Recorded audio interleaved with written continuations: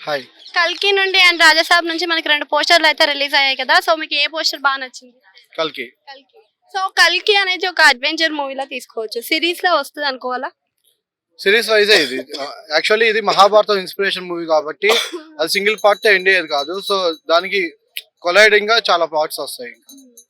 So అంతేకాకుండా నాగశ్విన్ గారు last time చూసుకున్నట్టయితే బయోపిక్ లో తీశారు, మహానటి లాంటి బయోపిక్.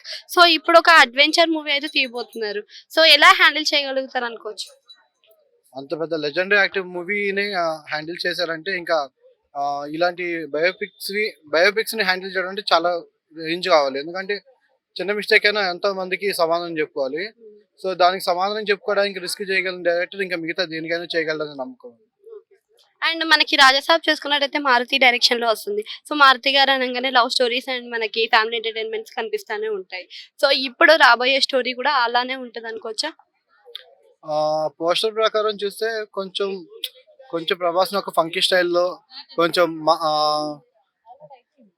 బాయ్ నెక్స్ట్ డోర్ టైప్‌లో చూపిస్తారేమో అనేసి ఎక్స్‌పెక్ట్ చేయొచ్చు ప్రభాస్‌ని. సో ఇప్పుడు మనకి పాన్ ఇండియా లెవెల్లో వెళ్ళబోయే కల్కి హిట్ కొడుతుందా మరి? పాన్ ఇండియా పాన్ వరల్డ్ అవుతుంది కదా. ఎందుకంటే ఈ Prabhas already world recognized star కాబట్టి ఇలాంటి మూవీస్‌ని ఇంకా ఎంకరేజ్ చేస్తారు. ఎందుకంటే ప్రభాస్‌కి సీడెడ్‌లో గానీ ఎక్కడ చూసుకున్నా గానీ ప్రభాస్‌కి మంచి మార్కెట్ ఉంది. సో ఇప్పుడేందంటే 'కల్కి' అనేది మోస్ట్ ఎక్సైటింగ్ టాపిక్ కాబట్టి, ఎందుకంటే మహాభారతం అనేది చిన్న టాపిక్ కాదది. సో అలాంటి దాని నుంచి ఇన్స్పిరేషన్ తీసుకున్న ప్రాజెక్ట్ కాబట్టి వరల్డ్ వైడ్ ఉన్న ప్రతి ఒక్కరు మహాభారతం గురించి ఎంతో కొంత తెలుసుకుంటూ ఉంటారు. ఎందుకంటే హాలీవుడ్ మూవీస్‌లో కూడా కొన్ని ఇన్స్పిరేషన్స్ ఉంటాయి మహాభారతం.